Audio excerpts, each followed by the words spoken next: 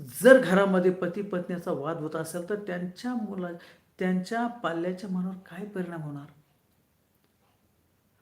ते दोघं भांडत असतील किंवा ती बाई त्या माणसाला त्या पालकासमोर जर वेगळ्या भाषेत विचित्र भाषेत बोलत असेल तर त्या मुलावर काय परिणाम होणार? त्या मुलीवर काय परिणाम होणार? त्या मुलीनं प्रेम शोधायचं कुठं? पालकाच्या खांद्यावर डोकं टेकून शोधण्यापेक्षा ती बाहेर कुठेतरी डोकं टेकते आणि ह्या झंझटीपासून मुक्त होण्यासाठी प्रयत्न करते. म्हणून आपण एक जबाबदार पालक म्हणून घरात अगोदर भांडणं टाळावीत, वाद टाळावा,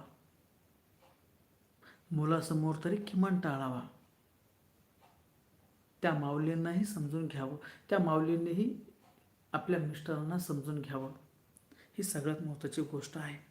या रागातून वेगळ्याच गोष्टी पुढे येत असतात आणि आपण जे पेरतो तसं उगवत असतं.